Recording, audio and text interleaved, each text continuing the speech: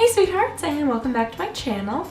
So, sorry if I sound weird today, I'm just not feeling the best, but I'm okay. So I was thinking about what video I wanted to do today for you guys, and I thought about talking about some of my favorite designs from Overwatch from this book, and this is the official Overwatch art book.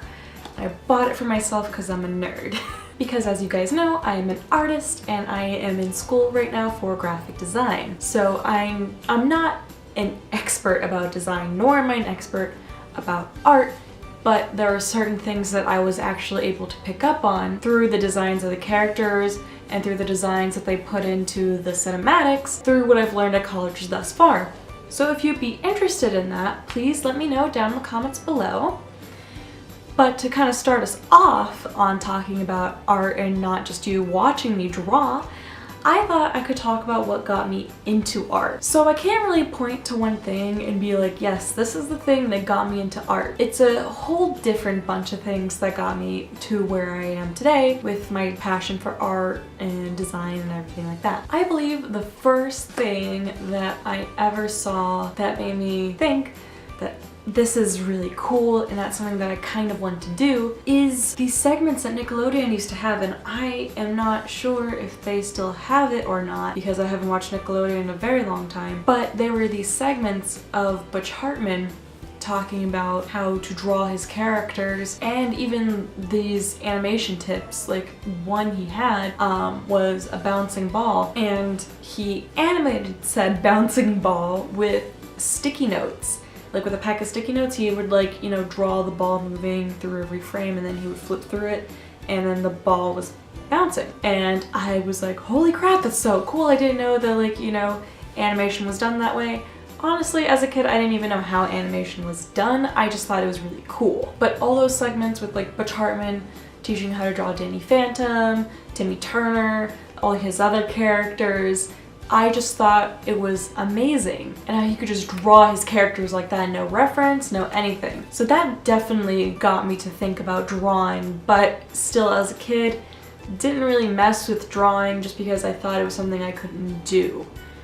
But that's not true. So the other reason I was inspired to do art is actually my yaya, which is Greek for grandmother.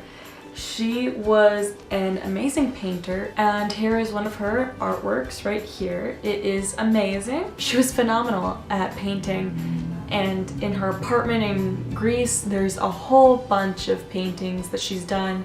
You know, my father when he was younger, my uncle when he was younger, a kitten, this girl with flowers, the beach. Like, there's just a lot of beautiful paintings there that I really admired as a child.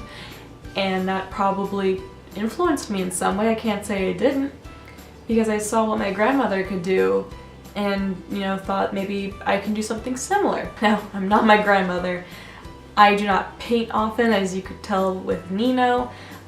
I was kind of uncomfortable with paint, and I think the reason being is I have distance judgment issues for obvious reasons.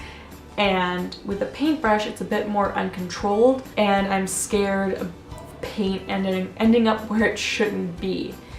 And you can probably tell, or maybe experienced artists could tell, that I was uncomfortable with the brush moving how it does. But that can be remedied with practice and just getting more experience with the brush. I have the most experience with pencil and pens. They don't have bristles, usually, and they are very much easily controlled, and I can tell where they're going to go with the shadows. And that's actually how I judge distance between the pencil and the paper. I used to not be able to tell when my pencil was going to hit the paper, and I would just make this mark on the paper and it would be hard to erase. Then I realized if I watch the shadows, I can actually tell when the pencil is going to hit paper by judging how close the shadow is to the tip of the pencil. And that may seem counterintuitive because I just said I can't judge distances, but I can tell if it's this far away from the shadow or if it's this far away from the shadow, but I can't tell if it's this far away from the paper or this far away from the paper. It's just very hard for me to tell. And probably one of the biggest influencers for me drawing was the art style of Avatar: The Last Airbender. And while my style is different from Avatar: The Last Airbender, I tried to mimic it when I was younger, and I especially tried to mimic Yu-Gi-Oh when I was younger. I made the eyes square and everything, and let's just not talk about those days where I try to imitate other people's art.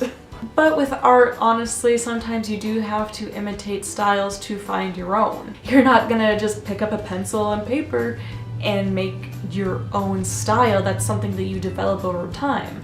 So you may start out imitating somebody's art, like I started imitating the art style of Yu-Gi-Oh! And Avatar: The Last Airbender, and I created my own, which is honestly really cool. There's so many different styles of art that you can do, and mine is like a mix between cartoons and reality, and it's really nice.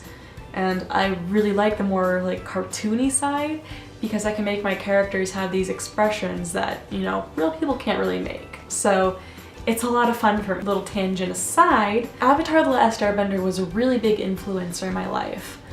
I won't go into much detail here because I want that to be a video on its own. However, Avatar: The Last Airbender really helped me as a child. While I loved Danny Phantom and Fairly Odd Parents, Avatar: The Last Airbender really connected with me in a way. Like I said, I want this to be its own separate video, but let's just say Toph came into my life the exact day I was diagnosed with depression, and it really helped me as a child cope because I was explained that depression was this thing and there's something wrong with me and I'm not like the other kids, my brain is different from the other kids. And then here comes Toph, who is blind but is an earthbender and is just as capable as everybody else. I was like, wanna be like her? Yes, please, because she's blind, yet she can kick people's butts. So Avatar: The Last Airbender really struck a chord with me as a child, and I've continued to love it and the spin-off series, Korra. So when I had my little accident in the 6th grade, I decided to start drawing, and it really wasn't the fall that inspired me to draw.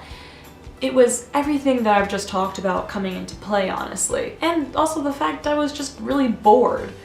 I was bored and I really wanted to start creating something. And I wasn't good at first.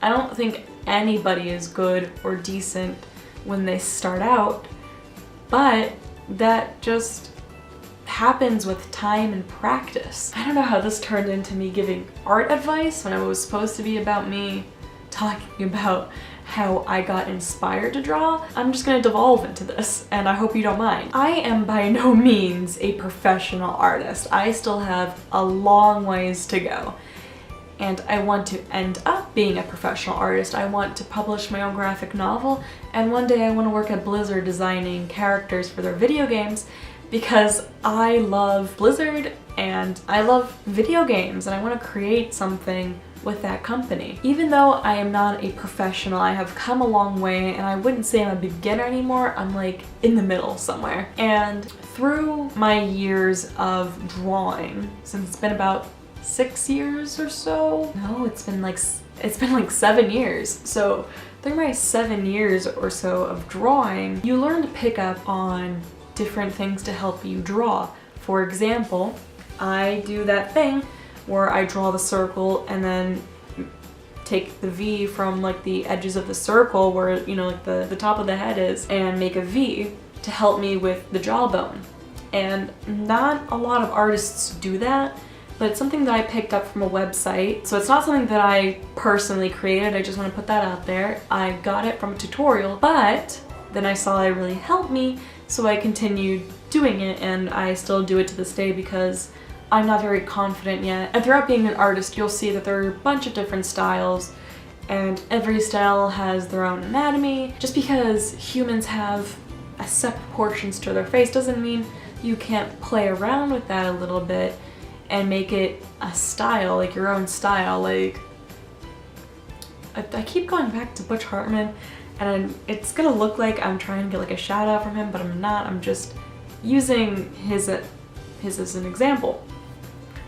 even though, say, Danny Phantom obviously isn't a realistic rendition of what humans look like, he has his own anatomy, his own proportions. He's proportional to the style that is in his universe. And honestly, that's all what art really boils down to, is your style. And every artist has a different style, or at least a different rendition of the same style. And I think it's amazing to see all the different styles that you can have in the world through this one thing of drawing and art and painting. And oh my gosh, it's so wonderful to see like everybody coming together to make something different. I mean, you can get like 10 different people to draw the same character, and it would come out differently each of the 10 times that you would get that same drawing. So that developed quickly from me, you know, talking about how I got into art to me saying that you can be an artist if you try hard enough. But I mean, whatever. I hope you guys enjoyed, because you may not be perfect when you start out, but the more you do it, the more you'll develop as an artist, and it'll be amazing to watch yourself grow. I mean, looking back on my old art, I cringe, but it's so amazing to see what I can do now versus what I did then. I want to keep progressing with my art. And honestly, I hope I can go through my playlist in a few years of my speed draws and watch how I progress from drawing to drawing to drawing. It's gonna be really cool. Anyways, leave a like down below if you enjoyed, or if you want to see me do my Overwatch video where I talk about my favorite designs. I may not be a character designer yet, but some of the things I am learning in school goes into what they consider for character designs. And comment below if you are an artist, and I would love to see some of your art. I hope you guys have a wonderful week, and I will see you next time.